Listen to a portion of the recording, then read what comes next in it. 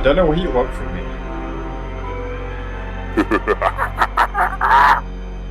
10 years of shitting on terrible movies, and now you can't handle being on the receiving end. Is that seriously what this is about? Crapping on your films for 10 years? Craig says hi. You've got Craig. Son of a bitch, you better give him back! It's not gonna work anymore, Fred Krueger. You're not real. I am not afraid of you! I am not afraid of you! Ah!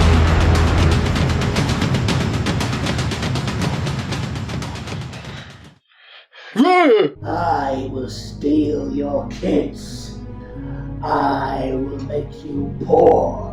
I will leave you with nothing but cold beans and Lucasade for the rest of your days. Keleshi Shaw, Kate, I will come to on Harris. Keleshi. Sorry. Hi Rob. What's up?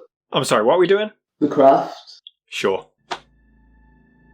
The Craft tells the story of Sarah, played by Robin Tunney, a weird girl who gets bullied before befriending a bizarre trio. Nancy, played by Fairuza Balk, Rochelle, played by Rachel True, and Bonnie, played by Neve Campbell. Damn, Neve Campbell had a really strong 1996, didn't she? Right on. It turns out that Sarah is a witch, but that's okay because so are they. However, after several accidents involving their abilities get out of hand, Nancy goes off the deep end, Alison Hannigan style, leading to her buddies questioning their loyalty to determine the right thing to do. It's basically just the entire inspiration for Charmed a couple of years later, even to the music!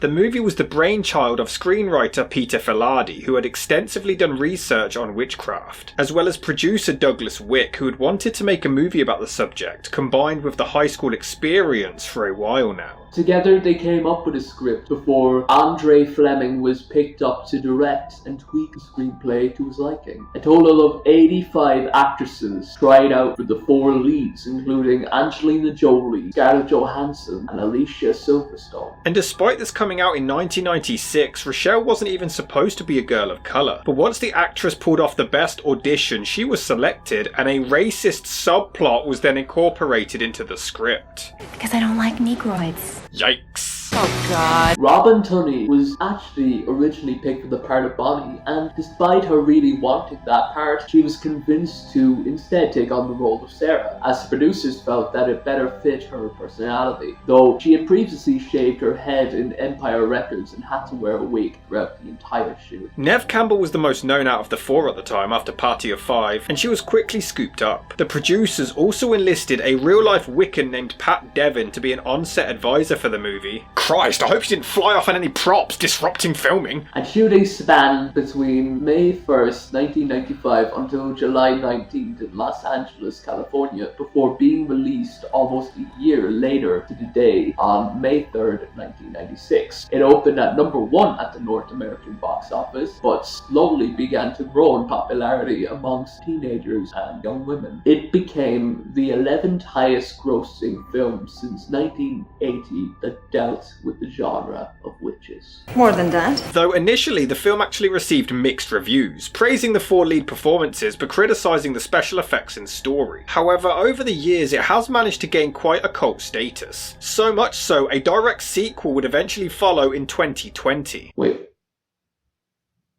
How do you know? What? Huh? Oh right, we're in 2019. Lucky guess. But it bombed at the box office and received mixed reviews from critics and fans, mostly regarding the film only being appreciated by fans of the original, which itself is alright. I mean, I'll give it this, the opening credits have some pretty sweet music. Check out the opening logo. Yeah, that's what I call movie. Oh, it's sick. All the editing. I know I gave out about Buffy having a stupid opening, but this is sick.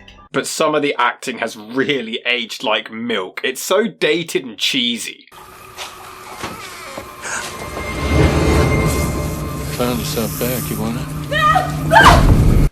Everything I touch turns to shit. Including this screenplay. Also, this movie has a really random cast lineup. Of course, we have Fairuza Balk, Nev Campbell. Oh, look, Breckin Meyer, who, you guessed it, plays a wisecracking smartass. S'est-il bien passé? Très bien, Monsieur Thippet. Billy from Scream is in there. You're a witch! I actually love that reaction. And the racist chick is her from The Wedding Singer? It's just all very random. Props for the 90s continuing to not give a fuck though, considering Bulk has a damn noose in a locker. I love how we see each character's story. We see Nancy has an abusive father and has a lot of anger from this, so it gives her more motivation. We see Rochelle has a racist bully in school, Bonnie has burn scars on her body from a fire accident, and Sarah has a huge amount of suicidal thoughts in the past, and the girls notice she has a scar on her wrist. If I was as pathetic as you are, I would have killed myself ages ago. The 90s. Eh bien, mesdames et messieurs, parlons-nous de l'histoire un petit peu. Well, that's it. She's a witch. Nobody can ever possibly balance a pencil like that. The powers of the undead are certainly afoot. Yeah, like you can stand up a pencil like that, Rob?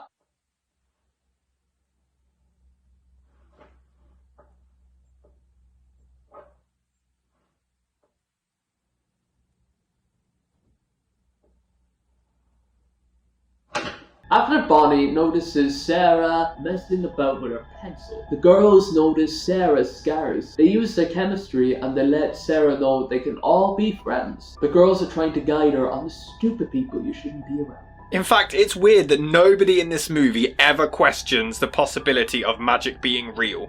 They just accept it like it's the norm. Maybe you're a natural witch. I need to undo a love spell. When you open the floodgate, how do you undo it? But then... You guys, maybe he'll really listen now. Who? Venom. Oh, what's that? That's like God? No, man invented God. This is older than that. So God isn't real, but magic is. What is it with these movies having characters who wholeheartedly believe in the supernatural, but then find something else supernatural completely ridiculous? Okay. Alright. Things happen that don't make any sense whatsoever. But Rob, you have to pay attention to something. Look at the cinematography! It's so good!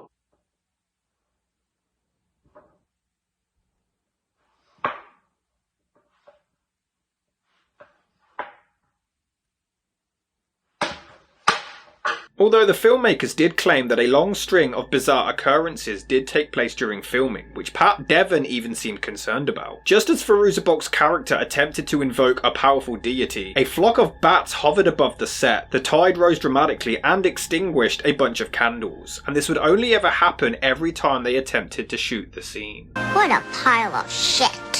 Pat was probably taking the piss out of him. He probably bought pet bats to the set or something in his bag. It's just like, The music does get intense for the more dramatic scenes, which is pretty cool, but they end up murdering the weird snake man. Fair play to you girls. Snakes suck. Why do you think we celebrate St. Patrick's Day, huh? They got rid of all the snakes because they kept eating all our potatoes during the famine.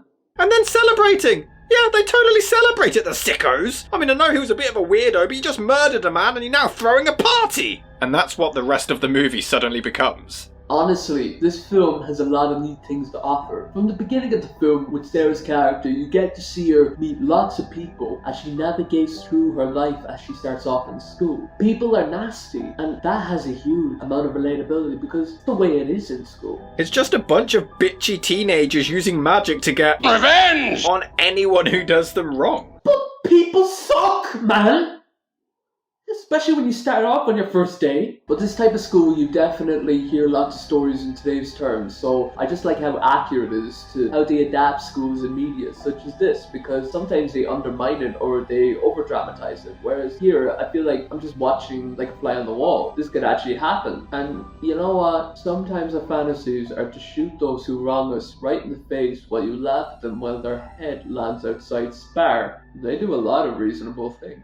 Including murder! They axe off Fairuza's stepdad too! Okay, he was an abusive dickface, but still. And then they receive $175,000 in his will. The whole message of this film is vengeance pays off. It's kind of fucked up. It's a well-earned reward. And somehow they managed to secure this fucking penthouse for 175 grand. Look at the size of it. Then again, it was the 90s. Cinematography. And whenever they're not outperforming mass homicide, they're just spouting teen drama and gossip, which isn't particularly interesting. I love all this stuff. I think it's incredible. I find the friendship they share is really nice to see. It felt genuine because the actresses work really well off each other. Their chemistry is insane. But they come from tragic home lives. Oh, no wonder they celebrate murder. But it's so much fun, Rob. Get it! Although this is a great visual representation of growing up in the 90s, all in one single frame. Girls, watch out for those weirdos. That was funny. We are the weirdos, mister.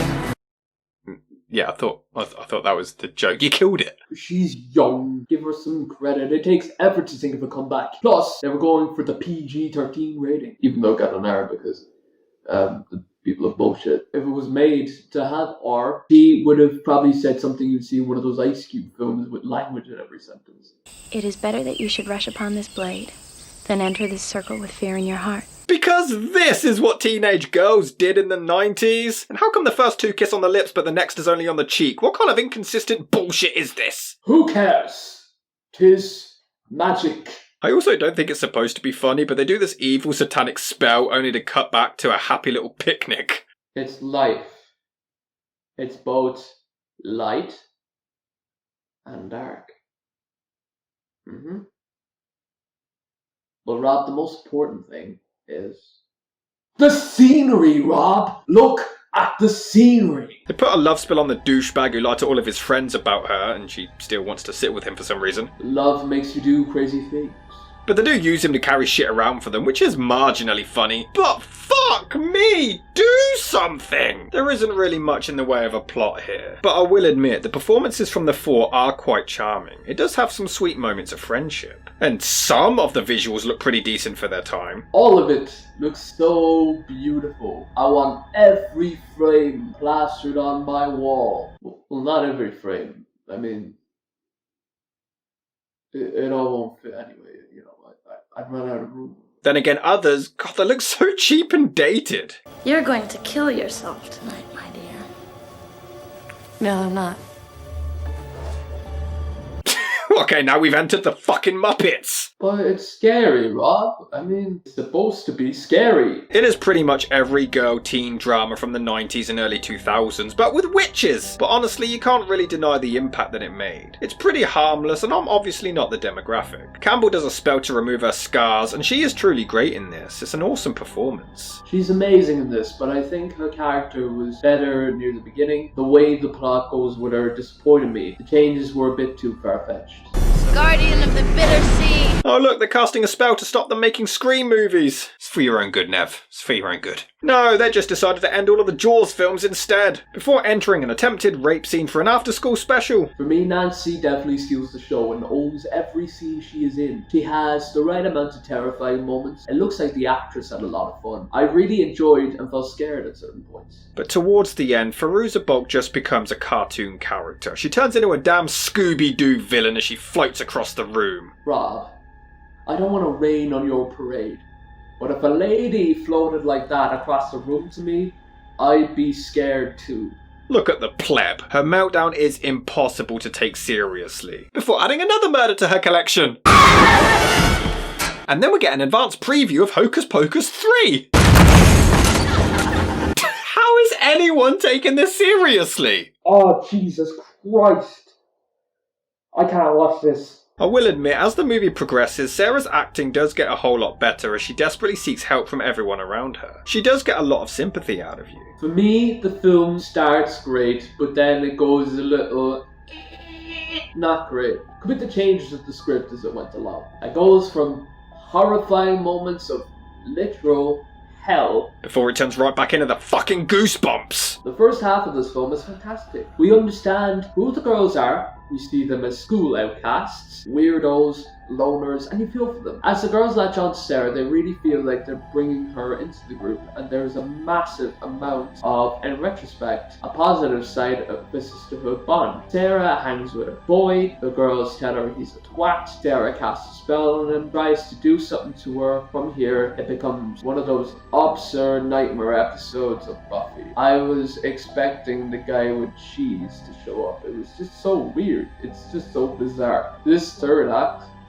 just goes off the rails for me. I don't know, it's just silly. But it does get fucked up as the evil bitches slice her wrists, but Fairuza Balk gives such an inconsistent performance. Sometimes she's really threatening and menacing, and then she becomes the animated Cruella de Vil.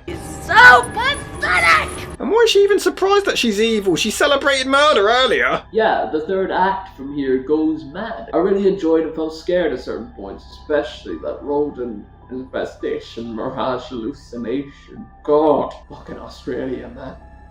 Sleeping with the critters. Fighting spiders in the towels. And of course we get the cliche of the villain pretending to be redeemed and then the dumbass hero falling for it. To be fair, she is young, but we have to give her a look at the cinematography! Before ripping off the whole design of Linda Blair and The Exorcist. I'm fine! I'm fine! I'm fine! I'm fine! That's your ending. You were friends, you were like sisters, and what? What? Why are Rochelle, and especially Bonnie, like this? What is it with people obsessed with magic? Oh, I guess you could say you shouldn't walk into anyone's territory like that. You get struck by lightning and listen, you know what makes it worse? The deleted scenes. Yeah. If you watch the deleted scenes, Bonnie and Sarah have this heartfelt conversation, and it shows that Sarah saved Bonnie's burnt skin and helped her out in the hospital, and is the one that made her look good once again. Then, there's also another one where Nancy is giving out about Rochelle and Bonnie, and they're worried about her, and Nancy tells them all to fuck off. That's a good direction to take, in my books. So why in the name of the certain magic man, who I will not name, did they do this? You had a good direction, but I guess Merrick used the bus pass, but he got on the wrong fucking bus.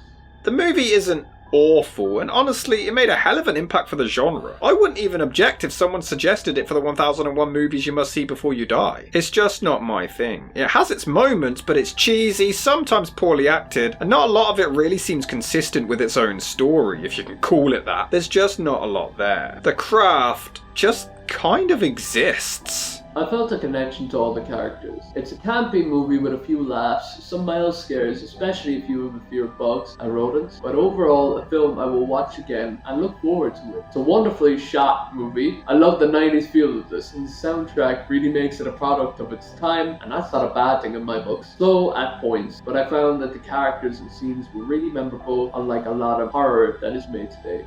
I would recommend it.